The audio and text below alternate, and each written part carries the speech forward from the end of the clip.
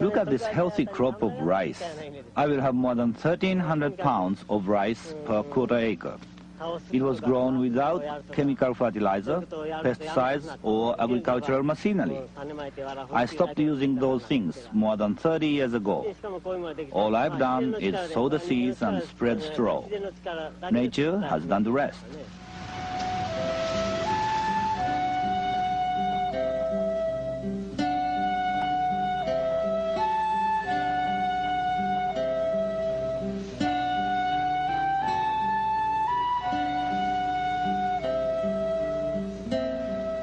The man you just met is Masanobu Fukuoka, who farms and gardens in Japan. He's living proof that even though we live in an age of high technology and complexity, for living well at home, there's no substitute for the wisdom of simplicity. This is Vermont soil, a long way from those rice paddies in Japan. My name is Vic Sussman. And this is the way I found the garden when I moved here a few weeks ago. Certainly needs some work and restoration. But that's the problem that faces us as gardeners. How do we develop land so it will feed us and build our health while still keeping us in balance with nature? That's why Mr. Fukuoka's story, as told in his book, The One Straw Revolution, and in this film, has such special meaning for me, and I think for you too, because he's moved towards simplicity by imitating nature. Instead of relying solely on technology, he's developed a philosophy and a set of techniques that allow nature to do most of the work. That's what I want to do here at my new place. Find a way to produce food and healthy soil while staying in harmony with the earth. Mr. Fukuoka has done this in his rice fields and his citrus orchard. Now, while I may not grow rice here, I know whatever I do grow will flourish if I can learn to trust and work with nature. Mr. Fukuoka doesn't use chemical fertilizer. He doesn't use pesticide. He doesn't plow his soil or even use prepared compost. He doesn't hold his rice fields in water all summer long the way farmers have done for centuries all over the world. His method requires less work per acre than any other, creates no pollution, and uses almost no fossil fuel. And yet Mr. Fukuoka's rice yields are as high as the most productive farms in Japan. When I first heard about Mr. Fukuoka, I was skeptical. There had to be more to it than just scattering seeds on unturned ground. And then I read his book, and I found that there was indeed much more to it.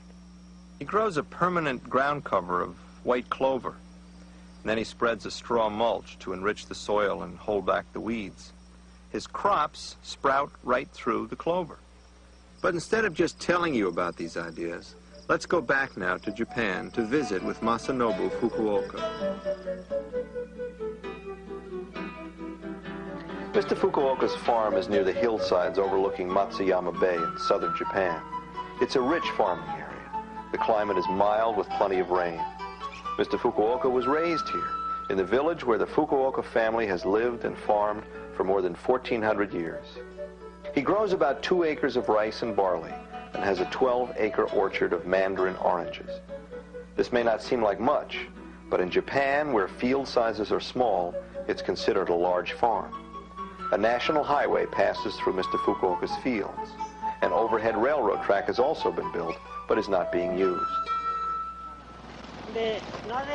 Students come from all over Japan and the world to learn from Mr. Fukuoka, attracted by his reputation as a teacher and philosopher, and because he's the leading spokesman for natural agriculture in Japan today.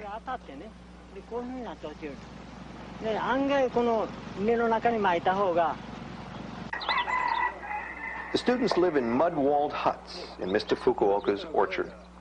They help with the farming chores. Most arrive unannounced, not knowing what to expect. They stay for a few days or a few weeks and move on.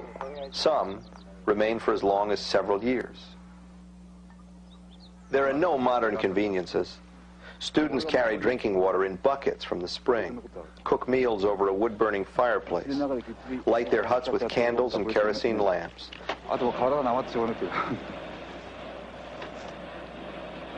They live entirely on food they grow themselves or gather nearby. Wild herbs, vegetables, and fruit, fish from streams and ponds. They work hard from early morning each day. Their jobs vary with the season and the weather.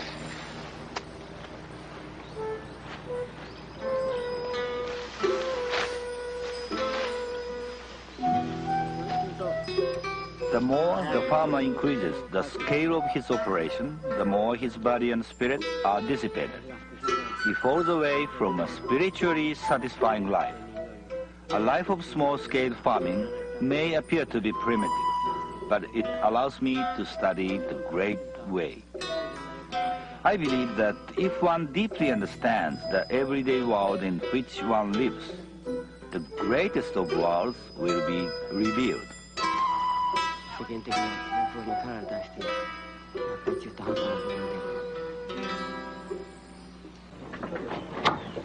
Mr. Fukuoka purposely has his students live this way because it helps develop the sensitivity necessary to tune in to nature's subtle voice. His philosophy is inspiring and has helped many people understand how they may live more thoughtfully here in America. Masanobu Fukuoka's farm is a rich mixture of trees, shrubs, herbs, and vegetables growing in a ground cover of weeds and clover. Chickens run freely foraging beneath the orchard trees, turning out the kind of eggs that can't be bought in stores. Goats are raised in the orchard too. The whole system works in harmony. Besides a traditional organic garden near his house in the village, Mr. Fukuoka grows vegetables in the spaces between the orchard trees. He mixes the seeds of cabbage, turnip, carrot, soybeans, cucumber, and many other vegetables and sows them in the spring. Then he cuts the clover and spreads the clipping over the seeds as mulch. Some vegetables go unharvested.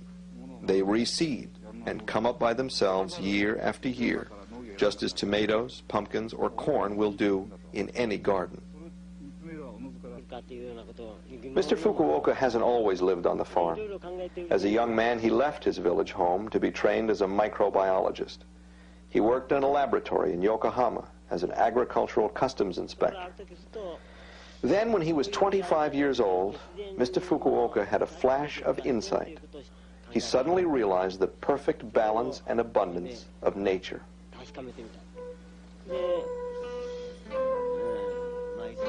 I can still remember it was the morning of the 15th of May. A night heron appeared, gave a sharp cry, and flew away into the distance. In an instant, all my doubts and confusion vanished. Everything I believed in was swept away with the wind. I felt that I understood nothing. My spirit became light and clear. All my agonies, dreams, and illusions disappeared. Something one might call true nature stood revealed. From the experience of that morning, my life changed completely. Despite the change, I remained a simple, foolish man. And there has been no change in this from then to now. Mr. Fukuoka saw that problems arise when people think they can improve on nature. So he decided to leave his job and returned home to test his ideas in his own field.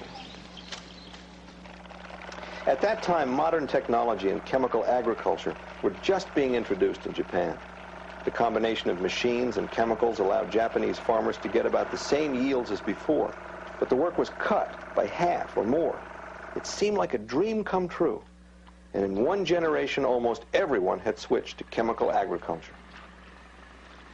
It wasn't so apparent then, as it is now, that the new system caused pollution and depleted the fertility of the soil. Masanobu Fukuoka imitates natural processes as closely as he can. He cooperates with nature instead of struggling to overcome it. Let's see now how Mr. Fukuoka's close-to-nature techniques work in his rice fields. Mr. Fukuoka coats his rice seed with clay, forming tiny pellets before sowing them. Years ago, he tried throwing the rice seed directly onto the ground, the way it would fall naturally, but birds and insects ate much of the seed, or it rotted before it could germinate. Then Mr. Fukuoka got the idea of coating the seeds with clay, pelletizing them, thus preventing birds, mice, and slugs from eating the seeds before they could sprout. Ingenious. To make the pellets, the seed is soaked overnight and then mixed with clay. Then it's pushed through chicken wire and allowed to dry in the sun for a day. Ideally, there will be one seed in each pellet. It's possible to make enough pellets in one day to seed several acres. The rice seed pellets are sown right into stands of ripening barley, about 3 or 4 weeks before harvest. Growing both rice and winter grain like barley in the same field every year helps to control weeds by never letting the land stay idle. It's always too full of rice or barley for weeds to get established. It's also an efficient way to use land. Despite the intensity of double cropping, the soil improves every year because Mr. Fukuoka returns all the rice and barley straw to the soil, which digests it into rich, fertile topsoil.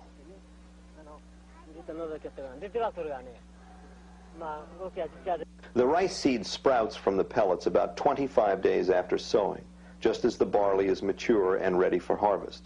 The barley is harvested near the end of May. The rice seedlings are trampled by the feet of the harvesters, but soon recover.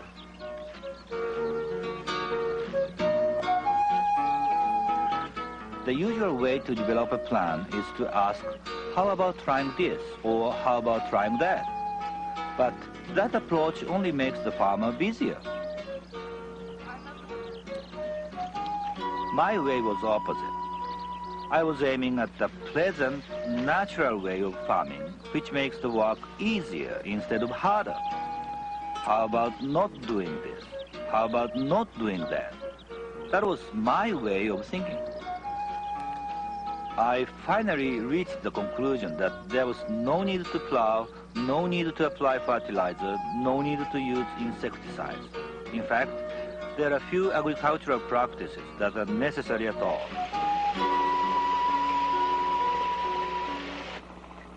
It really comes down to a series of simple tasks: scattering seed, spreading straw, harvesting.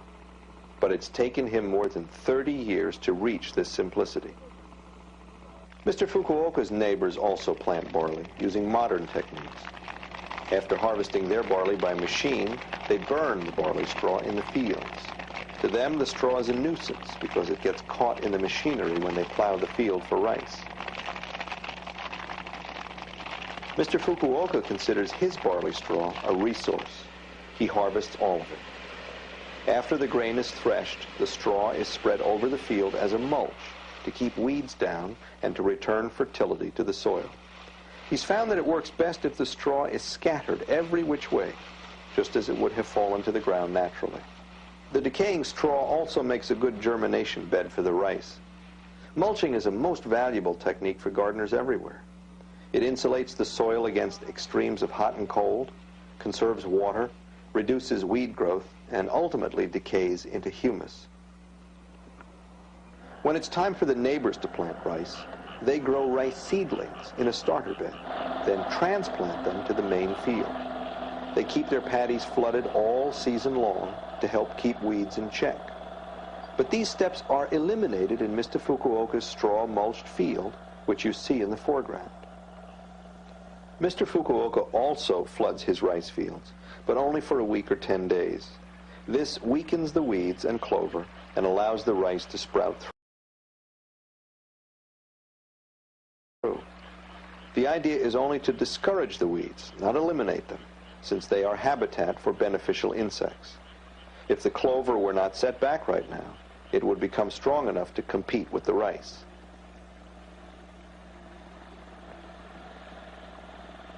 You see the rice seedlings in the clover and straw? Once the water is drained, the clover recovers, but only after the rice has become strongly established. Every few years, Mr. Fukuoka spread some chicken manure to help decompose the straw. He used to let ducks loose in the fields. They ate weeds and left manure all over. But construction of the national highway made it impossible for the ducks to get across the road and back safely. He now uses manure from a neighbor's chicken ranch.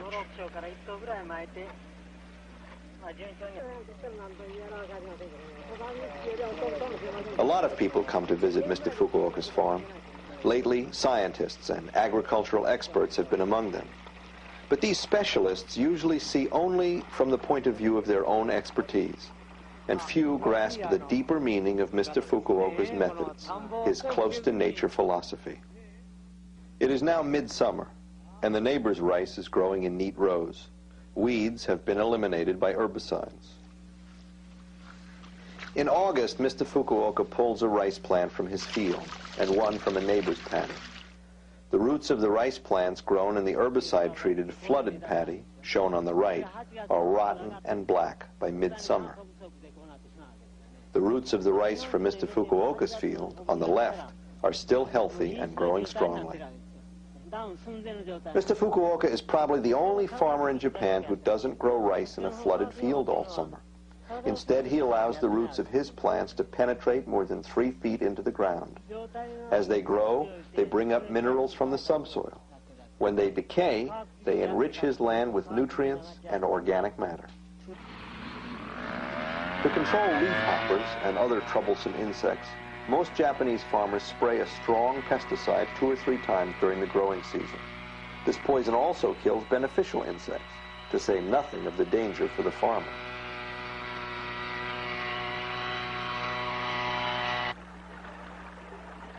Mr. Fukuoka doesn't use pesticides of any kind.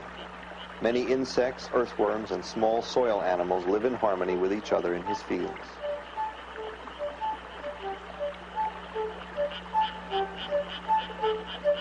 Make your way carefully through these fields. Insects, spiders, frogs, and dragonflies are everywhere. Moles and earthworms live under the ground. This is a balanced rice field ecosystem. Insect and plant communities live in harmony. Often, a plant or insect disease invades this valley. My crops are completely unaffected.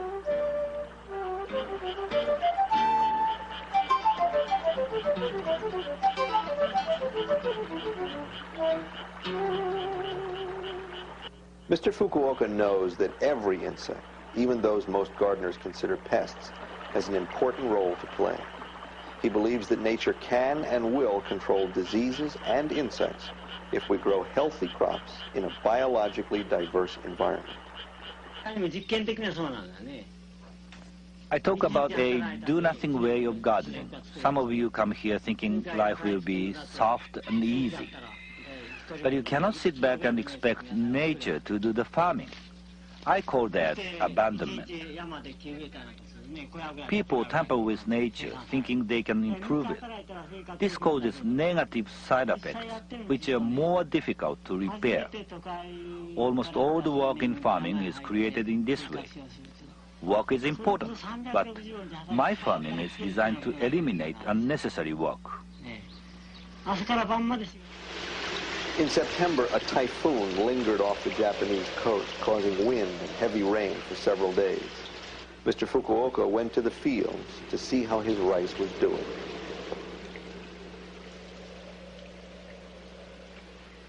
The rice was just blossoming, and I was worried that the flowers would be blown off before they could be pollinated. I knew I couldn't do anything about it anyway, but I couldn't help examining the heads of grain. I shouldn't be worried, only pray and accept my fate.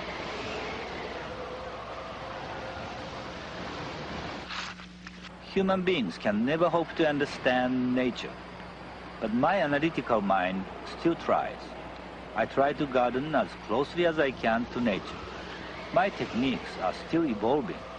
I try to achieve a pure state of mind, and yet at 65 years, I still have many imperfections. Clover seed is broadcast in the fields about 3 weeks before the rice harvest. The clover seeds are so small that you only need a few handfuls for a quarter acre. The barley seed is also broadcast among the ripening rice plants about 3 weeks before the harvest. The barley seed can be seen among the straw and clover. The rice grown with chemical fertilizer in the typical paddy grows tall, but topples easily late in the season. Mr. Fukuoka's rice plants don't grow as tall as those grown with chemicals, so more energy is available for seed production. The neighbor's rice has about 125 grains in each head. Mr. Fukuoka's rice has 225 to 250 grains in each head. His yield is about 1,300 pounds per quarter acre, comparable to the yields of modern commercial agriculture. The rice harvest season is a joyous time. In celebration, the village shrine is carried through the streets.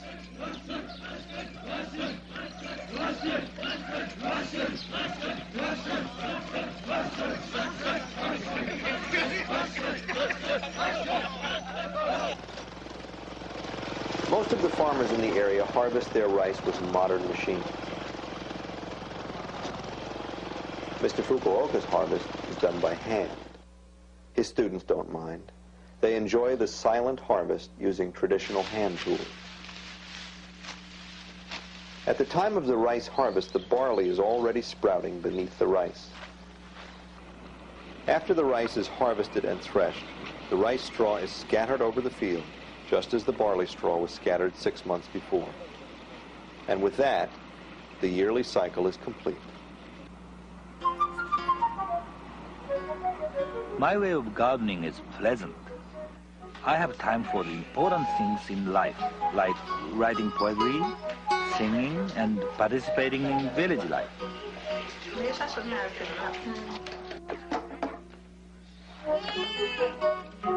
I have lived in this village nearly all my life. My wife and I raised 5 children here. We enjoy the company of our neighbors and the richness of our lives.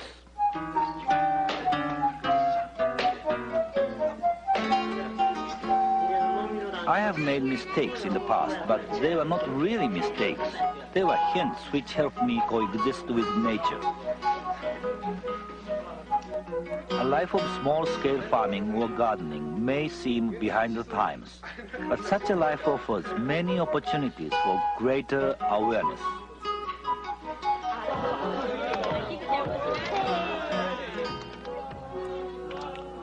It doesn't matter how the harvest will come out. Just sow seeds and care tenderly for plants and soil. You'll have joy. The ultimate goal of farming is not the growing of crops, but the cultivation and perfection of human beings.